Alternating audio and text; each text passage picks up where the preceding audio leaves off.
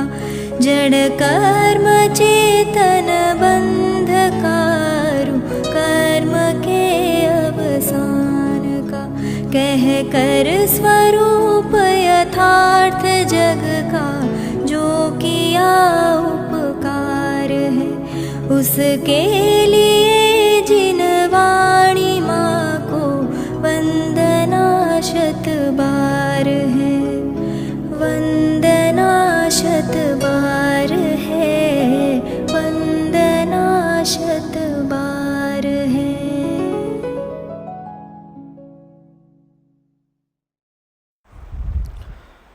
ओम नमः सदेभ्यः ओम नमः सदेभ्यः ओम नमः सदेभ्यः। स्वाधीन मार्ग आध्यात्मिक पाठ है। तत्वज्ञान ने वैराग्य भावनाथी भरपूर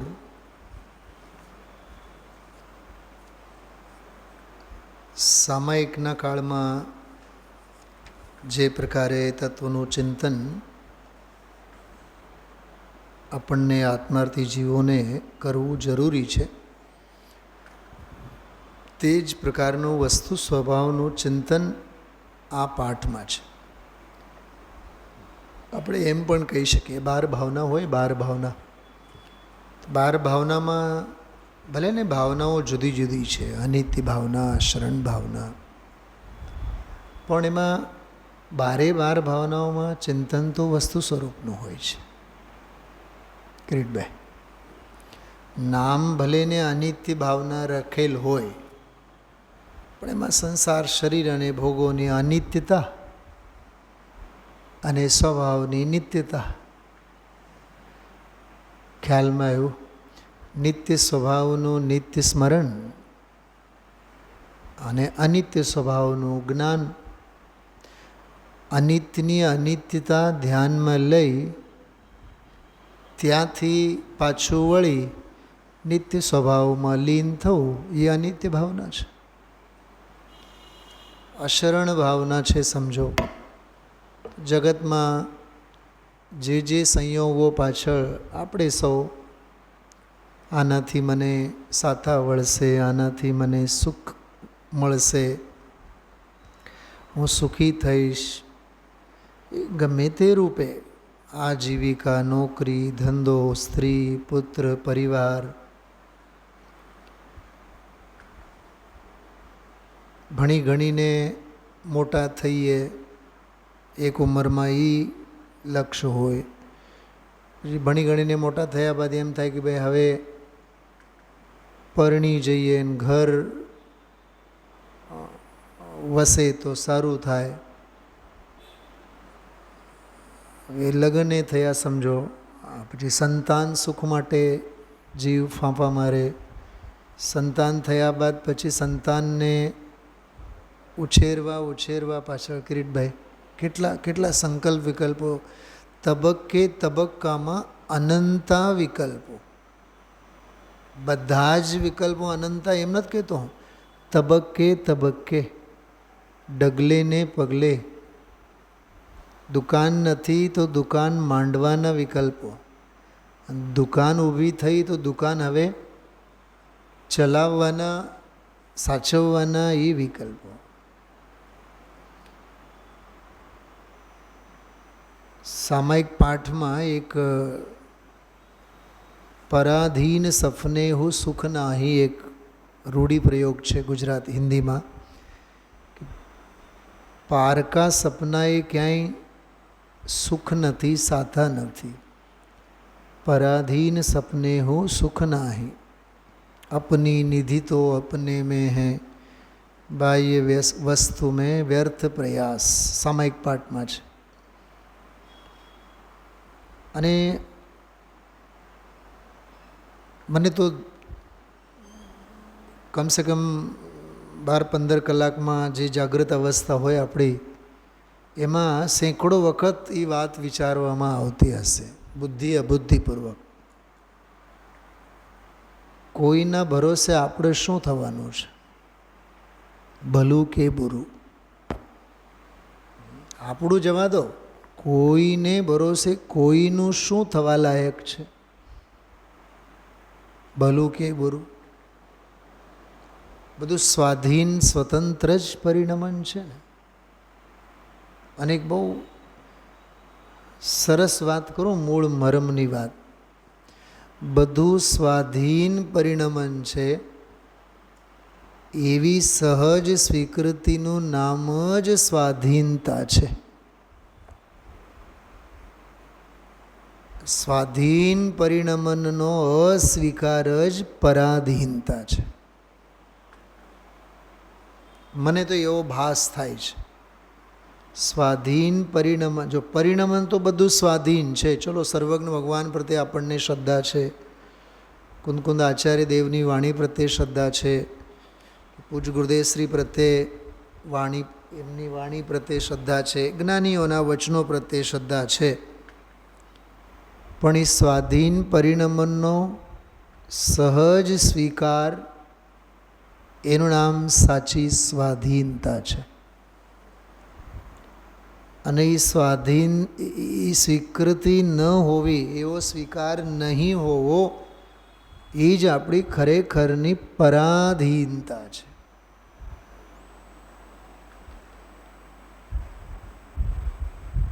આજનું પ્રવચન 86મો હતું ને, 87મો, 18મી વારનો જ હતો ને આજનો. તો 18મી વારનો જે 87મો પ્રવચન આજનો થયો, એ તમે હમણાં પણ આપ સૌ પાઠ જ્યારે સાંભળતા હતા ત્યારે હું કળશ ટીકામાં એ આખું કળશનો અર્થ વાંચતો હતો. સાચે આમ સાષ્ટાંગ દંડવત પ્રણામ કરવાના ભાવ થાય. જીવ અજીવ અધિકારનો પહેલો કળશ જ્ઞાનનો મહિમા છે. સવારના સ્વાધ્યાયમાં મેં કીધું હતું, જ્ઞાન તે જ જ્ઞાન કહેવાય જેનામાં ભેદ જ્ઞાનની શક્તિ હોય. જેમ આપણે તરસ લાગે એટલે જળ પીએ, બરાબર, પણ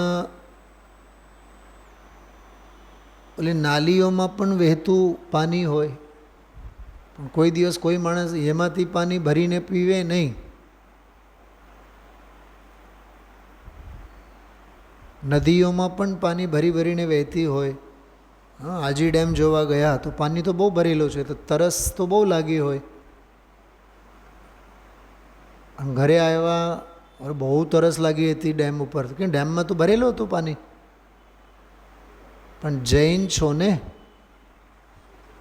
તો અણગાળેલું અને એ અશુદ્ધ જળ તો ન જ પીવે ને, ગાળેલું જ પીવે ને. ભાઈ રઘુભાઈ, એટલું તો વિવેક ભાન છે ને. ભલે ને જળ ભરેલું છે, પણ પીવા લાયક પાણી મારી પાસે હતું નહીં.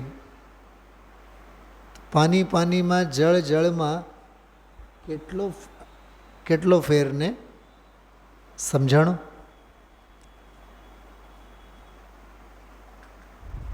તો જળ તો એ જ કહેવાય ને જે પીવા લાયક હોય. મુંબઈ આખું દરિયાની બાજુમાં જ છે ને, દરિયાના ખોળે જ છે, તો એ પાણીની તંગી. પીવાલાયક જળ કેટલું ખ્યાલમાં આવે છે. એમ જ્ઞાન તો છે, પણ આત્માને જાણવા લાયક જ્ઞાન કેટલું? અરે જ્ઞાનને જાણવા લાયક જ્ઞાન કેટલું? જ્ઞેયોમાં ફાફા મારે. જ્ઞેયાધીન જ્ઞેય પરિવર્તન, જ્ઞપ્તિ પરિવર્તન, જ્ઞેય પરિવર્તન, જ્ઞેયાશ્રિત પરિવર્તન, જ્ઞેય મિશ્રિત પરિવર્તન, જ્ઞેયોન્મુખ પરિવર્તન, જ્ઞેયો માટે જ પરિવર્તન. તેમાં જ્ઞાન સુખી ન થાય, કેમ કે જ્ઞાનનું મોઢું પર તરફ છે. એ જે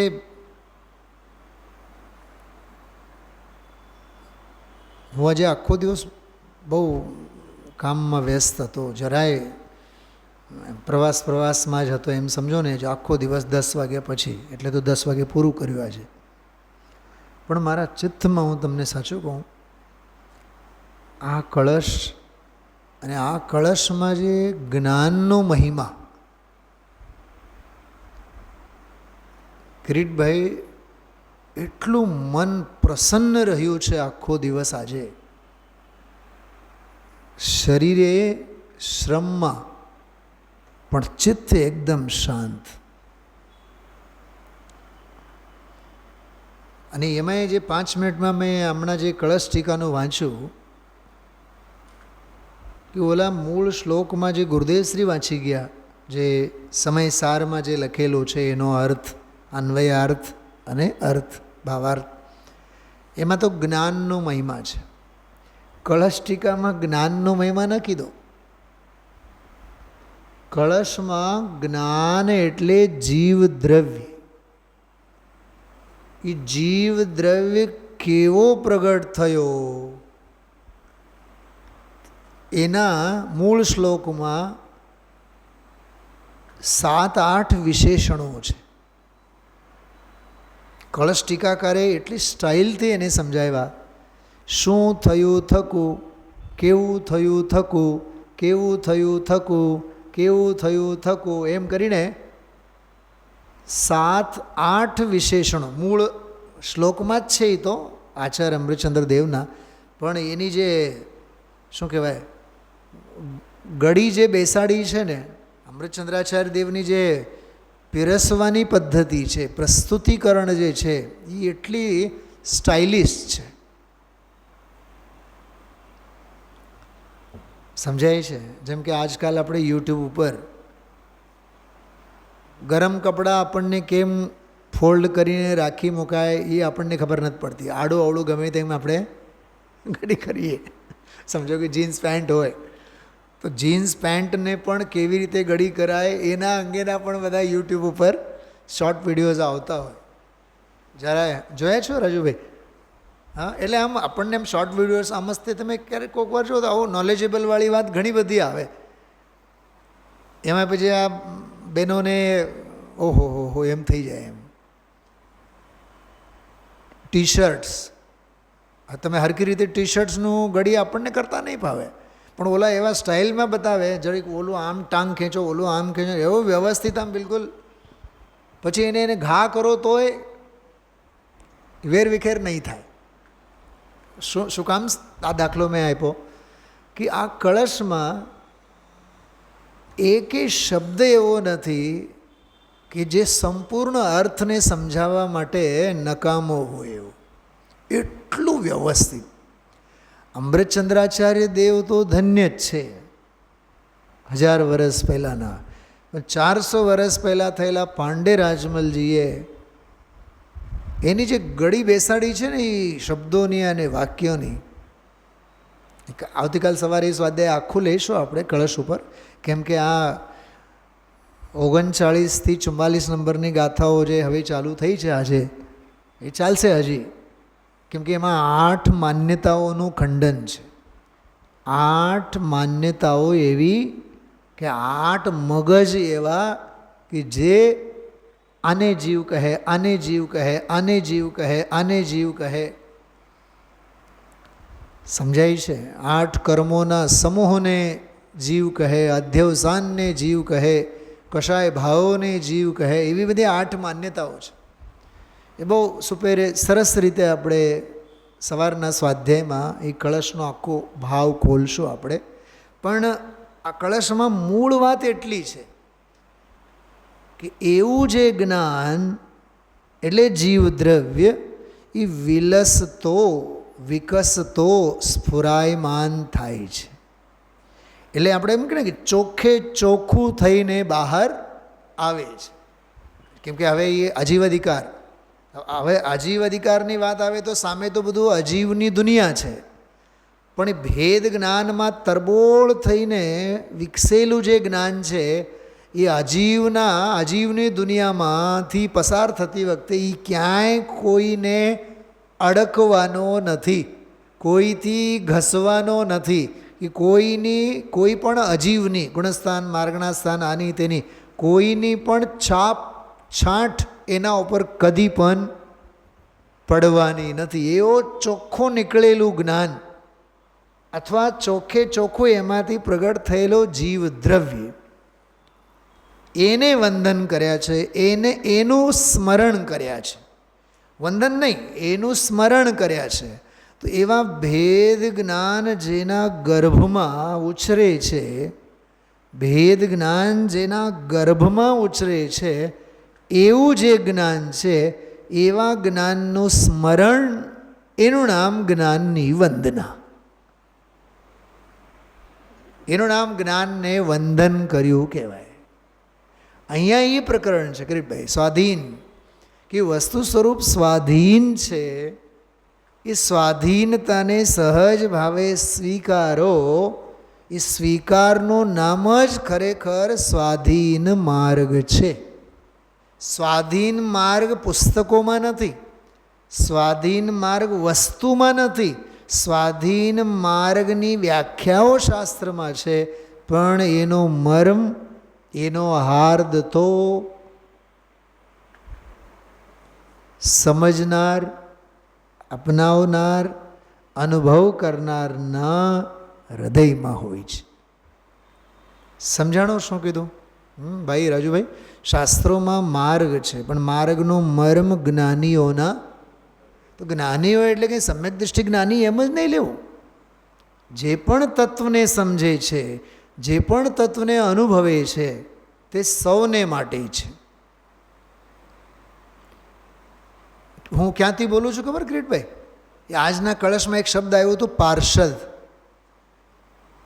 આ તો ગુજરાતી સમાજમાં તો આપણે તો બહુ ફેમસ છે. હિન્દી પ્રાંતોમાં તો પાર્ષદ શબ્દ બહુ બોલે. ધારાસભ્ય આપણે કહીએ, એ ધારાસભ્ય શું છે? આમદાર ખાસદારો થાય, હા, વિજયભાઈ રૂપાણી સાહેબના પોસ્ટ સુધી પહોંચી જાય, પછી લોકો રાજ્યસભામાં અને વિધાનસભામાં ચૂંટીને પછી કેબિનેટ મિનિસ્ટર થાય. હા, તો જઈને એ વિધાનસભામાં બેસે ને, દિલ્હીના વિધાનસભામાં. તો એ વિધાનસભા એ સમોશરણ છે સ્વયંભૂ સ્તોત્રમાં. સાંસદ શબ્દનો, સાંસદ ભવન કહીએ ને, એ સાંસદ ભવનને સાંસદ શબ્દ સ્વયંભૂ સ્તોત્રના સમંતભદ્ર આચાર્યના ગ્રંથમાં આવેલું નામ છે. એ સંસદ ભવન, સાંસદ શબ્દ છે. સંસદ, સંસદમાં બેસનારા તેઓ બધા સાંસદો. તો સમોશરણમાં કોણ બેઠા હોય? ગણધરો અને મુનિ ભગવંતો. તો ગુરુદેવશ્રી આજે બોલ્યા હતા, કળશ ટીકામાં પાંડે રાજમલજીએ લીધું છે કે ગણધરો અને મુનિ ભગવંતો એને પાર્ષદ. એ પાર્ષદોને, જો પાર્ષદ એટલે એ સભાસદમાં, વિધાનસભામાં, સાંસદમાં બેસી ગયેલા જે પાર્ષદો છે, એ પાર્ષદોને યથાર્થ રૂપે વસ્તુ સ્વરૂપની પ્રતીતિ કરાવનારું છે જ્ઞાન. જગતના અજ્ઞાની જીવોને નહીં, અભવી જીવોને નહીં. તમે આમાં જોઈ શકો છો આજના પ્રવચનમાં એ પાર્ષદ શબ્દનો અર્થ એવું કર્યું હતું ગુરુદેવ છે. આમાં છે પાર્ષદ અર્થ, કળશ ટીકામાં છે. પ્રવચનના બીજે ત્રીજે પાને જ છે. આજે આ કળશમાં છે ને, એક શબ્દ છે પાર્ષદ અને બીજું શબ્દ છે અધ્યક્ષ. બંને શબ્દો સભાલક્ષી છે. જયેશભાઈ, સભા કઈ સભા? પ્રાર્થના સભા નહીં, ઉઠમણાવાળી સભા નહીં, સગાઈ અને લગ્નવાળી સભા નહીં. સાંભળો, હું કહું છું સભા એટલે કોને કહેવાય? સભા એટલે ગુરુદેવશ્રી એક શબ્દ બોલ્યા હતા, ધર્મસભા. તો ધર્મસભા એટલે શું?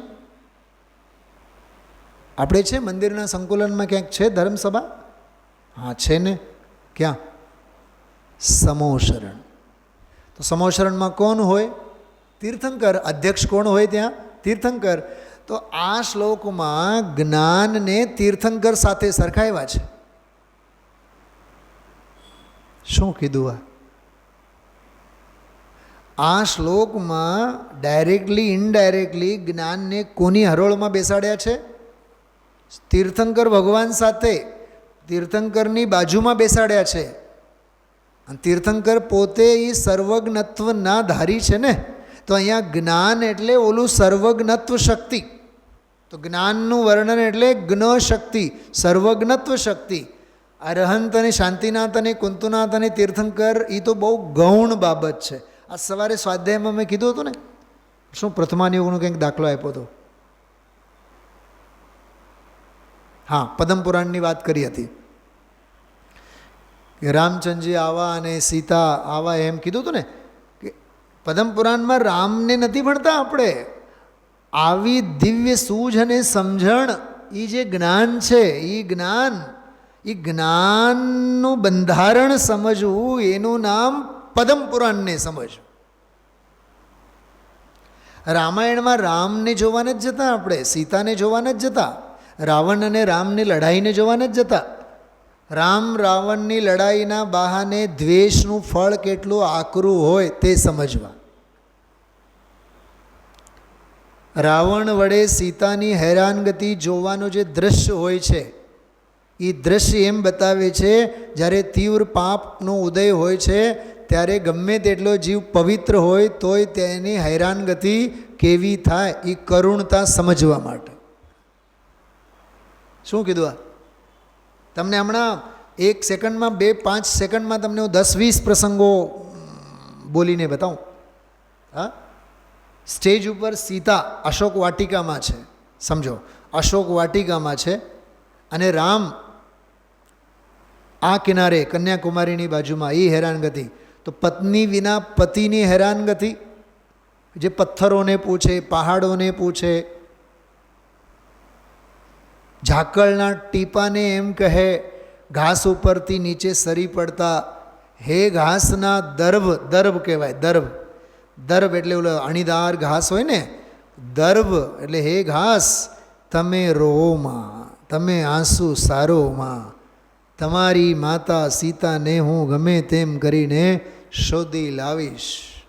પથ્થરોને પૂછે કે તમે સીતાને જોયા?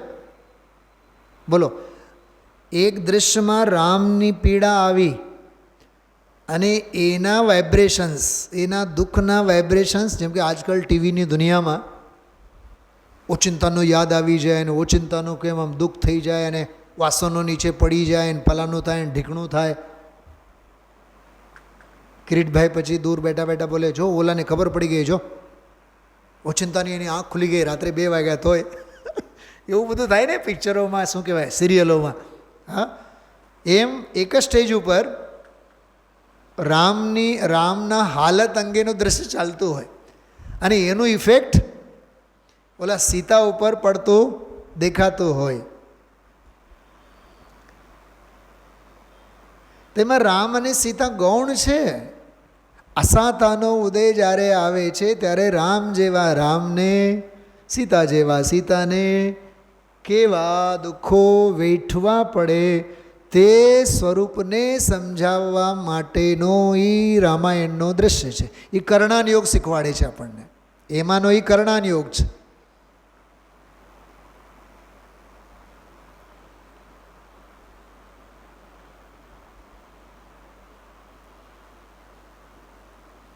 એટલે કુમાર વિશ્વાસ કરીને એક ગાયક છે, બહુ સરસ ગાયક, એટલે કવિ છે, કવિ. પોલિટિક્સમાં હતા, કેજરીવાલ સાહેબ સાથે હતા પહેલાં. કુમાર વિશ્વાસ, ઓરિજિનલ નામ એનું વિશ્વાસ કુમાર છે, પણ એની બહેને એનું નામ ફેરવી નાખ્યું. પ્રોફેસર હતા હિન્દી સબ્જેક્ટના, બહુ સારા એવા, ખૂબ નોલેજેબલ છે. એને એક રામાયણ ઉપરનો એક દ્રશ્યમાં બહુ સરસ એક વાત કરી.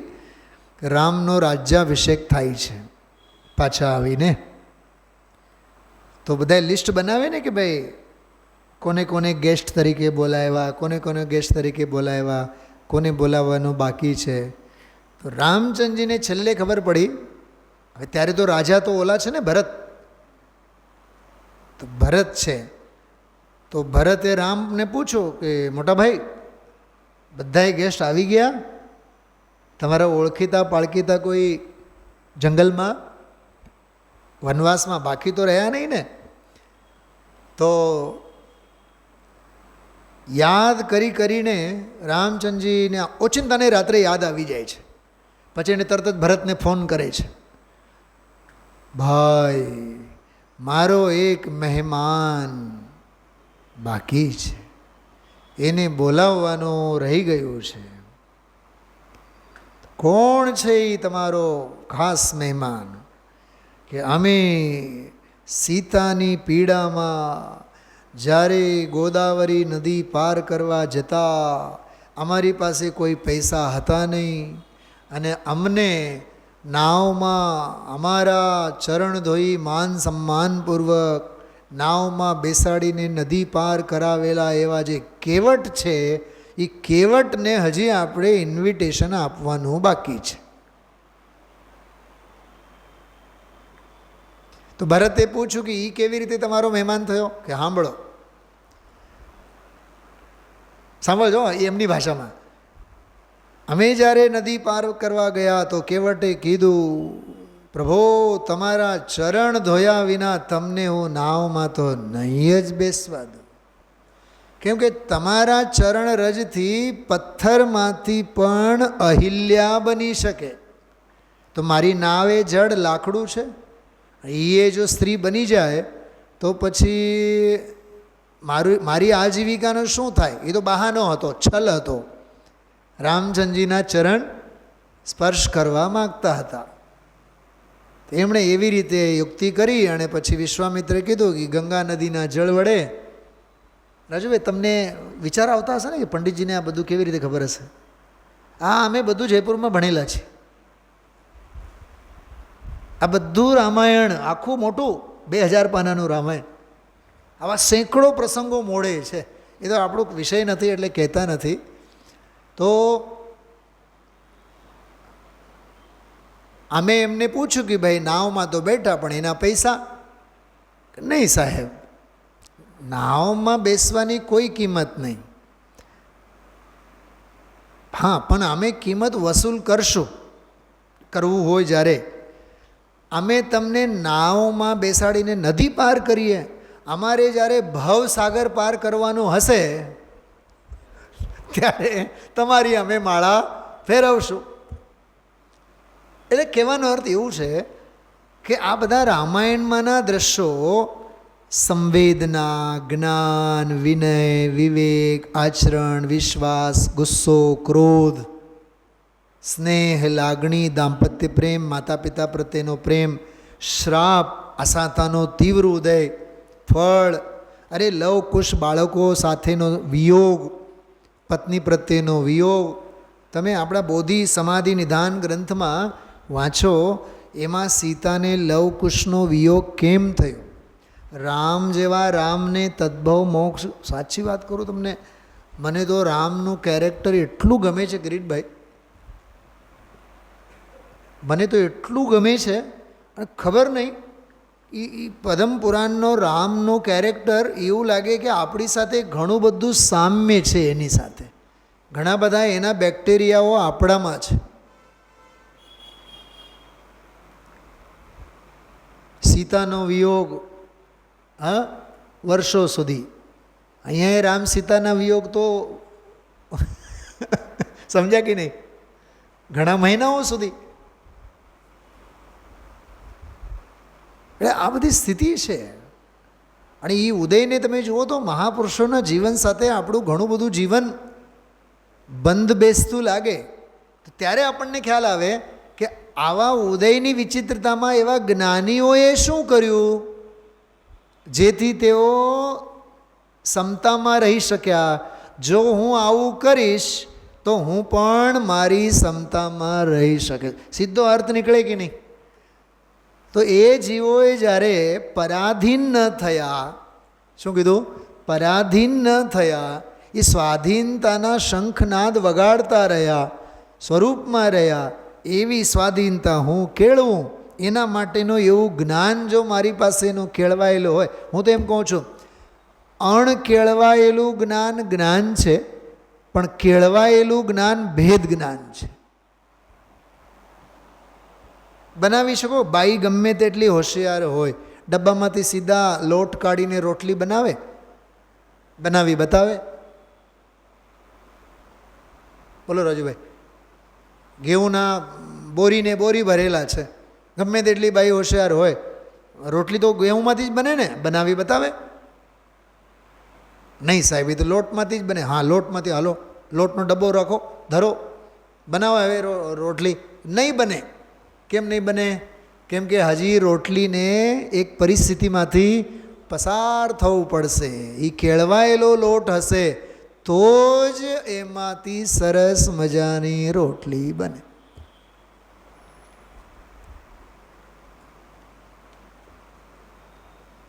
દીકરી માને કહેતી હોય, મમ્મી આ લોટ તો એ નહીં છે, પણ તું બનાવસ તો કેટલી સરસ મજાની રોટલી મુલાયમ બને, સુવાળી બને, બરાબર ને?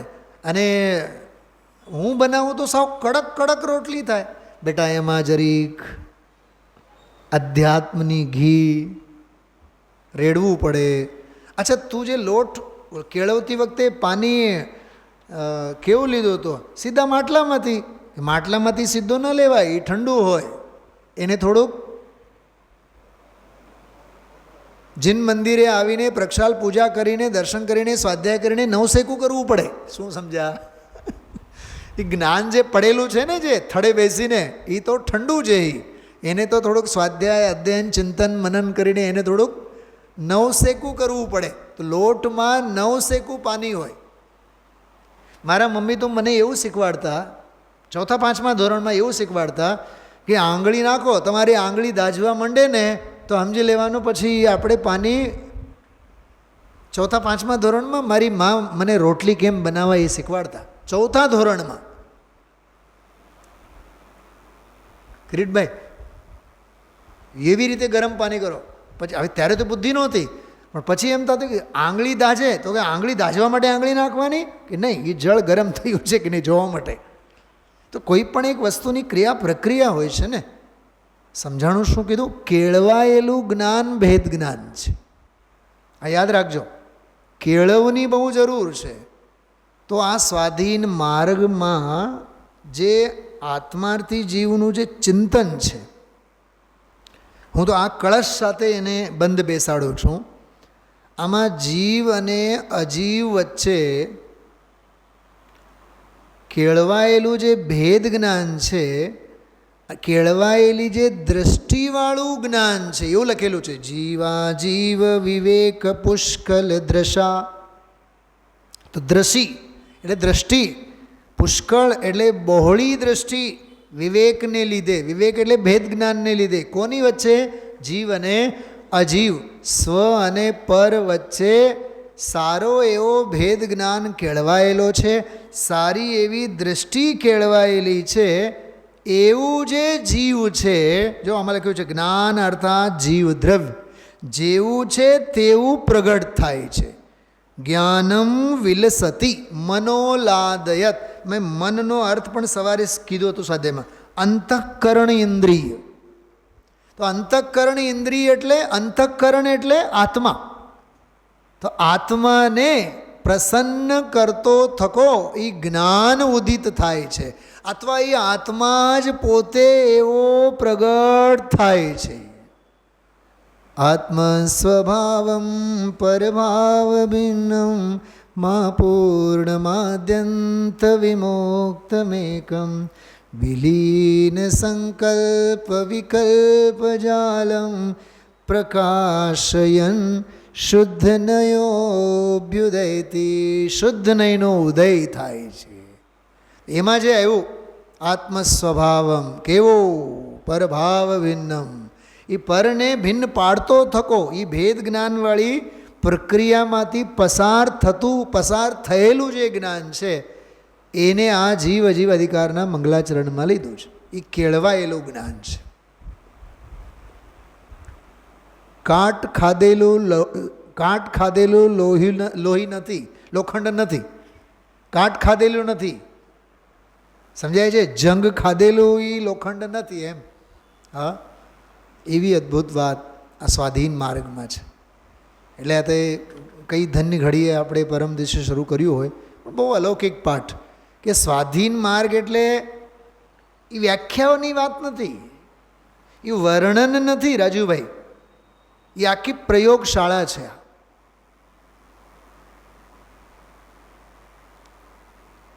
કોલેજોમાં,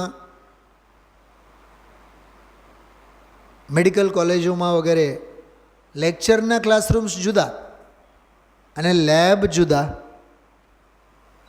હવે મેડિકલના વિદ્યાર્થી રાજુભાઈ અઠવાડિયામાં 2 કલાક ઓલા લેક્ચર હોલમાં હોય, બાકી 10 કલાક તો ક્યાં હોય? એ લેબમાં હોય, હોસ્પિટલમાં હોય. ટૂંકમાં પ્રેક્ટિકલમાંથી એમને પસાર થવાનો હોય, ટેક્સ્ચ્યુઅલમાંથી નહીં. ટેક્સ્ચ્યુઅલ એટલે પુસ્તકી જ્ઞાન, પ્રેક્ટિકલ એટલે પ્રાયોગિક જ્ઞાન. તો આ સ્વાધીન માર્ગવાળો પાઠ છે ને, એ પ્રાયોગિક પ્રેક્ટિકલ વેનો માર્ગ છે, એ કેળવાયેલું જ્ઞાન. તો આવું જ્ઞાન, આવા સંસ્કાર, આવી દ્રઢતા આપણામાં પણ આવે માટે આપણે આ પાઠ પણ કરીએ છીએ. જો 2-4 કાવ્યો પાઠ લઈએ. સ્વાધીનતા કા માર્ગ તો निर्ग्रंथ मार्ग है, आराधना का मार्ग ही स्वाधीन मार्ग है. स्वाधीनता पर से नहीं स्व से सदाથી. જો કેટલી સ્વાધીનતાની વાત. સ્વ સે સદાથી, પરાધીનતાથી નહીં.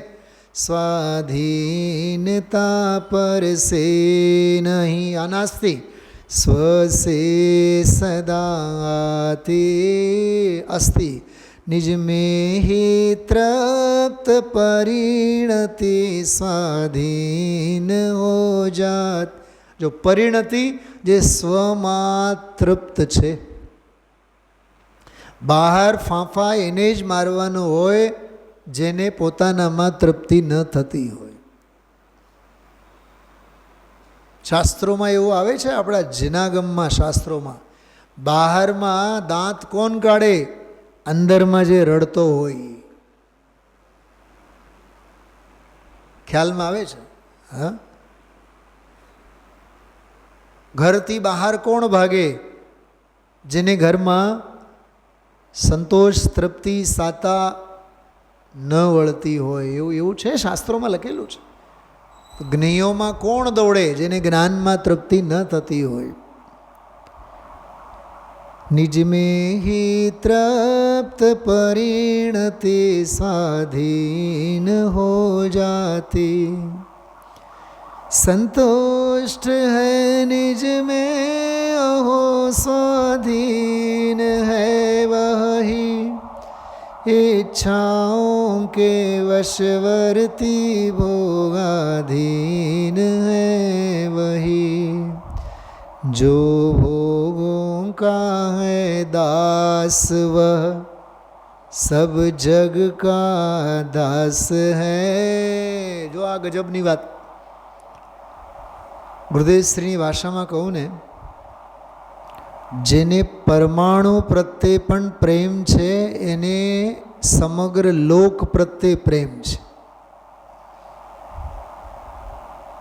બીજી ભાષામાં કહું, જેને એક પ્રત્યે અનુરાગ એને સમસ્ત સર્વ પ્રત્યે અનુરાગ. ખ્યાલમાં આવે છે? વાત સમજાય છે? અરે જેને પાઈ પ્રત્યે પ્રેમ એને કરોડો અબજો પ્રત્યે પ્રેમ. મારી નાખવા માટે કેન્સરના સેલ્સ કેટલા શરીરમાં? 1 કે હજારો? હજારોની ક્યાં ગરજ છે? એક હોય તો એ લાખોને ક્રિએટ કરે ને. સમજાય છે શું કીધું? કોરોના આવડો એક માઇક્રો બેક્ટેરિયા એ આખા શરીરને નષ્ટ કરવા માટે, ખતમ કરવા માટે એક બેક્ટેરિયા માત્ર પૂરતું હતું કે નહીં? એ મિથ્યાત્વનો અંશ પણ બુરો હોય છે. સમજાણો? એટલે એક ભોગ પ્રત્યેનો પણ હમણાં એક બહુ સરસ સુવિચાર સુભાષિત વાંચવામાં આવ્યું મારે, સ્વાધ્યાયના સંદર્ભમાં છે. મને યાદ નથી કે આ આપણે સ્વાધ્યાય ગ્રુપમાં મેં મૂક્યું કે નથી મૂક્યું. બહુ સરસ હતું એ. સ્વાધ્યાય અંગે કંઈક બહુ માર્મિક બોલ છે. એક સેકન્ડ.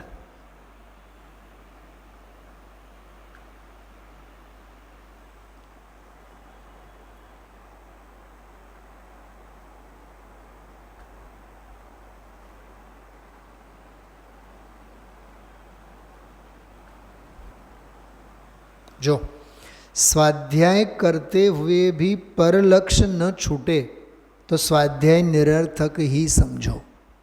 થોડુંક અર્થ સમજો આનો. સ્વાધ્યાય કરવાના ભાવ એ સ્વલક્ષ છે કે પરલક્ષ છે? બોલો જયેશભાઈ. સ્વાધ્યાય જે કરીએ છીએ, ભલે ને અહીંયા કરીએ, શિખરજી જઈને કરીએ, મંદિરે કરીએ, ઘરે કરીએ, ગમે ત્યાં કરીએ, પણ સ્વાધ્યાય કરવાના ભાવ અને સ્વાધ્યાય કરવાનો લક્ષ્ય એ પરલક્ષ છે કે સ્વલક્ષ છે? તો એ પરલક્ષ જ ને. સ્વલક્ષે છે પણ છે તો પરલક્ષ જ ને. તો સ્વાધ્યાય કરતાં પણ પરલક્ષ ન છૂટે. એટલે સ્વાધ્યાય કરતાં સાંભળતા સાંભળતા પણ સાંભળવાના ભાવ અને સાંભળવાની દૃષ્ટિ જો ન છૂટે તો સ્વાધ્યાય નિરર્થક છે એમ કહે છે. શું સીધો અર્થ થયો એનો? એનો અર્થ શું થયો ખબર? ज्ञायक ज्ञायक सुनते सुनते सुनने का भाव विलय होवे. આ ભાવ થવા જોઈએ. ज्ञायक ज्ञायक रटते रटते ज्ञायक ज्ञायक सुनते सुनते सुनने का भाव विलय होवे. अरे સાંભળતા સાંભળતા સાંભળવાના પણ ભાવ છૂટવા જોઈએ. સંભળાવવાના ભાવ જેને છે ને એને માટે તો હજી દિલ્હી બહુ દૂર છે. સુણે તને, બોલો આગળ. રસની બંધ શિથિલ થાય. સુણે તને, હે જીનવાણીમાં, હે સમયસાર ગ્રંથાધિરાજ, તને સાંભળે એટલો લાભ.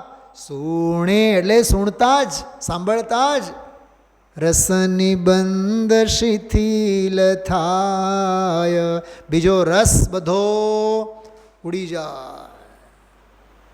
જાણે તને, એનું તો શું કહેવું? જાણે તને હૃદય જ્ઞાની તણા જણાય. જ્ઞાયક સ્વરૂપી, જ્ઞાન સ્વરૂપી ભગવાન આત્માનું જ્ઞાન થાય. તને જાણતા જાણનારનું જ્ઞાન થાય એમ કહે છે. તું રૂચતા જગતની રુચિ આળસે સો. આહા, તું ગમતી થઈ, તું રૂચતા, તું રૂચવા માંડ્યો. તો કહે છે તું રૂચતા જગતની રુચિ આળસે. શું છે આળસે? શું થાય રાજુભાઈ? કરો અર્થ એનો. શું એ આળસે એટલે? કાકા તમે જે બોલો છો એ નહીં, એ જતી રહે એમ નહીં એનો અર્થ. આળસે એટલે ડોક મરડી જાય, એના સાવ મરડી જાય. કપડાં ધોયા બાદ આપણે શું કરીએ? એને નીચોવીએ ને, બધું પાણી પડી જાય કે નહીં? એમ તું રૂચતા જગતની રુચિ આળસે સૌ.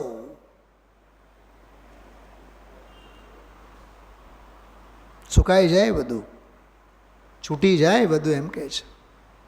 વલણ છૂટી જાય, ઝુકાવ છૂટી જાય, પીછે હટ થાય ત્યાંથી.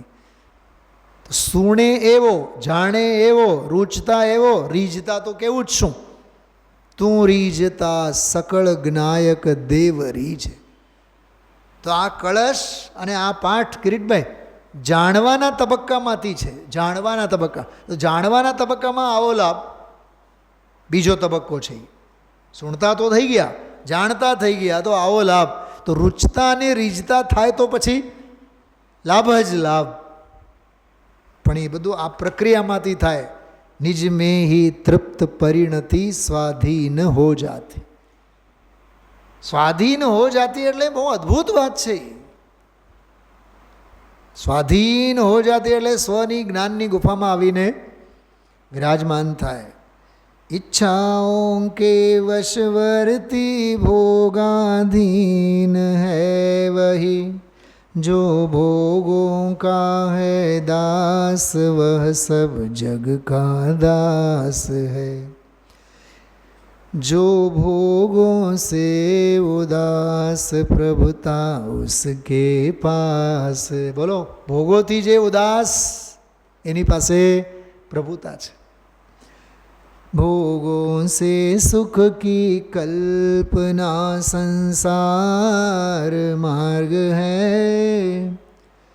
શું કીધું કિરીટભાઈ? આ પંક્તિને યાદ રાખજો. ભોગોं से સુખ की કલ્પના. હું બંગલો બનાવીશ તો સુખી થઈશ. હું નોકરીમાં શું કહેવાય એટલી પ્રગતિ સાધીશ તો સુખી થઈશ. હું જીવતે જીવ આટલા કરોડ તો ભેગા કરીશ તો સુખી થઈશ. હા, હું શિખરજીની આટલા જાત્રા કરીશ તો સુખી થઈશ. ગુરુદેવશ્રીએ 19 વાર વાંચ્યા હતા. હું 38 વાર વાંચીશ. કાં 38 વાર? કેમ? કેમ કે પૂર્વ રંગમાં 38 ગાથા અને 19નો ડબલ કરો, કેટલા થાય? 38. તો ગુરુદેવશ્રી 19 વાર વાંચ્યા, હું 38 વાર વાંચીશ. 38 નહીં તો 38 કરોડ વાંચ, પણ અંદરમાં સ્વરૂપનો સ્પર્શ ન હોય તો બધું નકામો છે. સ્વાધીન સ્વાધીન સ્વાધીન. સ્વાધીન એક શબ્દ આપણને નિમિત્તાધીન દ્રષ્ટિથી હટાવે છે, ઉપાદાનની દ્રષ્ટિ કેળવે છે. એ કેળવાયેલું જ્ઞાન, ભેદ જ્ઞાન, એ આ સ્વાધીનતાનો માર્ગ. બહુ અદ્ભુત છે. મને તો શું એના ભાવો ઉછળે છે ને એના ઊંડા ભાવો. ખૂબ અદ્ભુત, ખૂબ અદ્ભુત. કેમ કે હજારો વખત આ હું પાઠ લઈને બેસું છું અને ખૂબ એનો મનોમંથન સામાયિકની જેમ કોઈ આચાર્ય મુનિ ભગવંતોની ગાથાઓ હોય એવી રીતે એ ભાવો સાથે આપણે તાલમેલ બેસાડીને આપણે આ બધા પાઠ સંગ્રહ છે. આ ગાવાના વિષયો નથી. એકાંતમાં બેસી આપણે ખૂબ એનો ચિંતન મનન ભાવનાના વિષય બનવા જોઈએ. ચલો, સરસ વિષય હાથ લાગેલો છે. લેશું આપણે પછી આગળના છંદો ઉપરનો સ્વાધ્યાય આવતીકાલે. ઓમ નમઃ.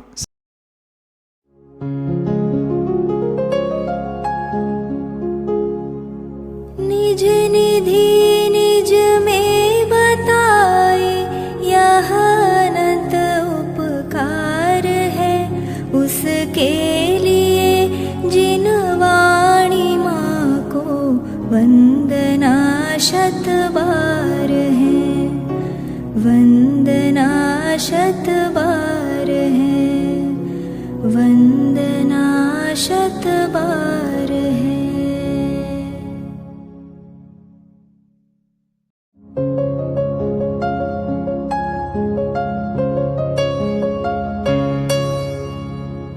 जिन वाणी भारती तो ही जपो दिन रैन, जो तेरी शरणा गहे सो पावे सुख चैन. जा वाणी के ज्ञान ते सूझे लोकालोक, सो वाणी मस्तक नवो सदा देत हो ढोक, सदा देत